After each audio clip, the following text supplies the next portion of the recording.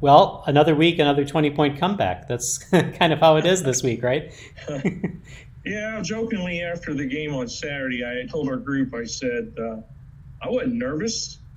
We got behind 20. We got them right where we wanted but no, it was, the week before when we came back on Mankato down 9 with 54 seconds to go.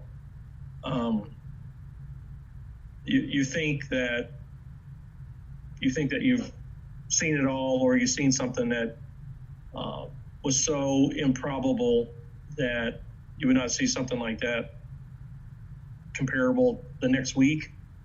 But lo and behold, we did. We were down 19 going into the fourth quarter against first place team in our division on the road.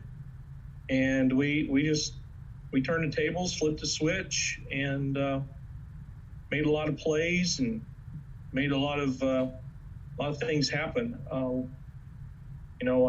want to say we gained a lot of confidence from it, but it seems like a long time ago now. Yeah. So, we just get ready for the next weekend. Kind of talk us through a little bit towards the end of the game, because MFE had the little layup at the buzzer to win the game. I mean, what was your mindset? What was the team's mindset in the final minutes of that game? Well, first of all, she did not have a layup. It was a 15-footer. It was a free throw shot, her favorite shot. But started this fourth quarter being down 19, and we had struggled offensively, especially first half, and third quarter was pretty much a wash with Concordia. I think we were down 16 and a half, down 19 going to the fourth quarter. We just had not put anything together, and we had a little bit of foul trouble off and on with Emma and Tay taking turns. We had 10 turnovers at halftime. But what happened in the fourth quarter, we being down 19, we started pressing. And it was a mixture of some full court man and then some zone trapping. But it got us going energy-wise. We started playing with a lot of energy, and I believe we went on a 7-0 run in the first 2 minutes of the fourth quarter, so it went from 19 to 12 quickly. And we had also protected some people from foul trouble, and then we were able to bring them back in and turn them loose. But we forced Concordia into 8 turnovers. We got to the line, I think, 10 or 12 times in the fourth quarter. We hit 3 threes. We forced Concordia to start playing faster. That it sped them up. We didn't always get turnovers that we converted into points off of the press, but it sped them up, and they started taking some quick shots, and they made a good percentage of threes in the first 3 quarters, and in the fourth quarter, they didn't hit any. They were 0 for 6, but they took some quick shots, and we got the rebounds. We got a lot of possessions in the fourth quarter, which we needed because we were down 19 points. But going into the last, I think with about 3 minutes to go, we've got it down to 5 points, so you're back in the game. And going into the last minute, I think we were tied, and Concordia had the ball, and Emily Keek tied up their point guard on a baseline drive and bounced the ball off of her opponent's leg out of bounds. And the officials, it was under a minute, it's like 55 seconds, officials called it out of bounds off us, and we're going to give it to Concordia, and we requested a review, and they went to the monitor, and they reversed their call, and we got the ball. Well, then we come down, and we got the ball to Taylor Husted on a backdoor cut from high post area, and she caught it and it looked like it was going to be an and one. It circled around the rim twice. It went halfway down and then circled out. So she goes 1 and 2 at the line. They get it. They come down. They call timeout, advance the ball. And a freshman,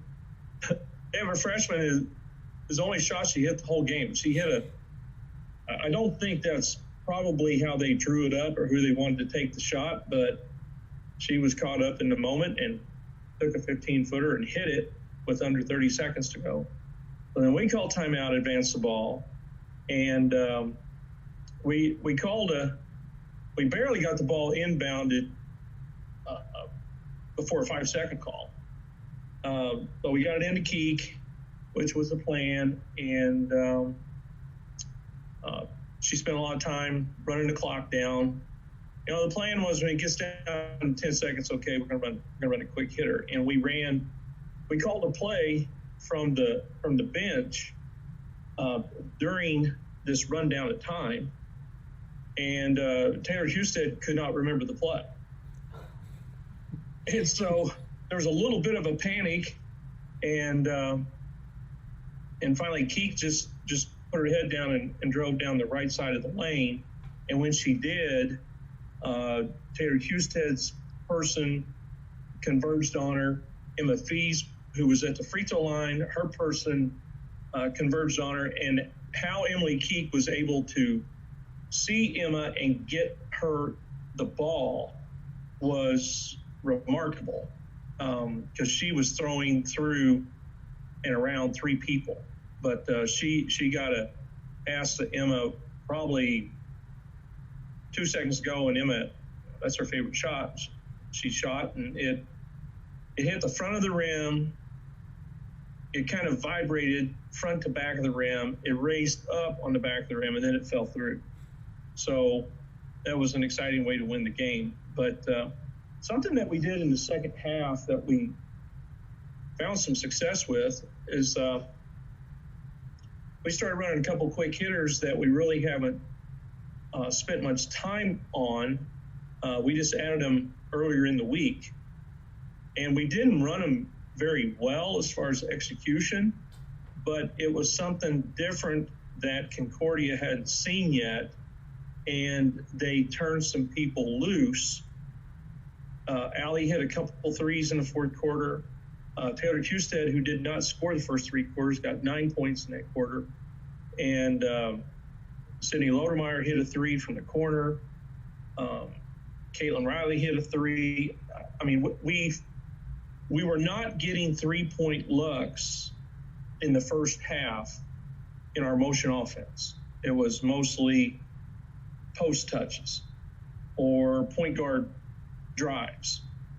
And so I just felt like we needed to get more balance in terms of shots for our perimeter people and try to balance it more with our inside game. And that happened in the fourth quarter. But that was a remarkable come from behind win, an exciting way to win at the buzzer. It made for a fun ride home, that's for sure. I can imagine that was probably the case. And, tell me a little bit about, you were saying earlier that, it was kind of remarkable considering the way that the team had played on Friday, that spark was there and that drive was there on Saturday. Mm-hmm. Well, something that's really been bothering us offensively in the last couple of weeks, and it's really understandable against Mankato because of their style of play where they're pressing after a miss, after a make. It's just relentless pressing and trapping and reaching and slapping and whatever. That you can't run sets against them. You have to be able to read things, break off of your offense, play keep away without telegraphing your passes. And when it's something that you've not done very often, you're not going to be very good at it. But against Concordia, that Friday night, I think we had 23 turnovers. They didn't press one time. It was just, playing you hard in the half court and making them margin of error is small, trying to execute things.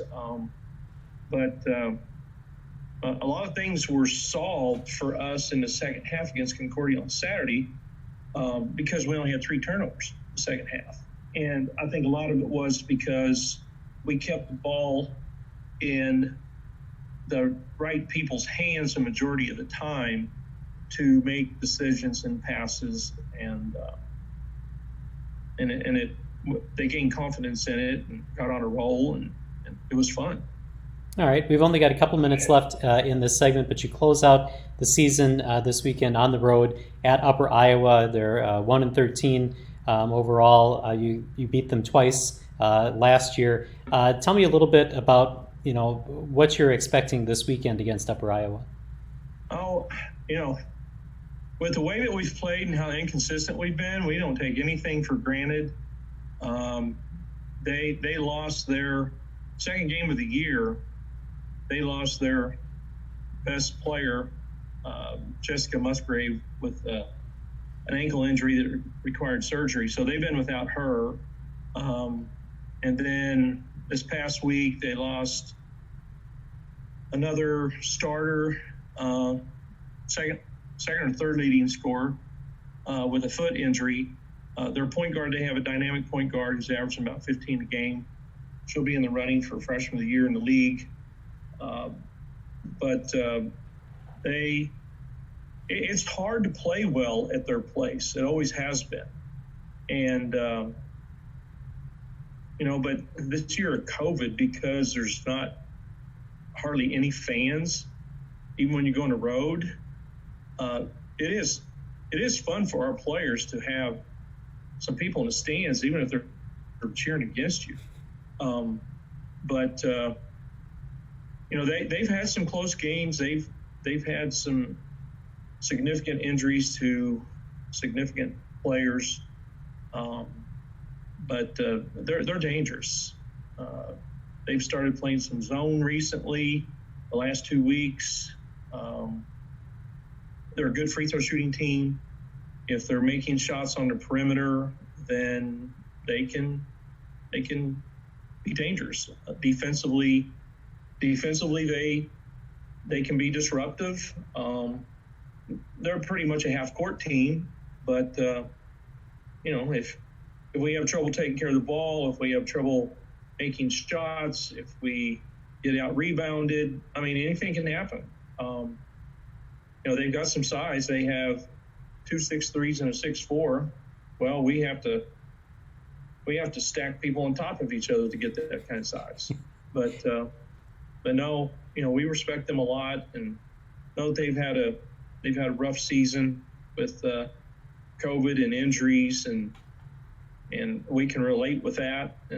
But we have a lot of respect for them.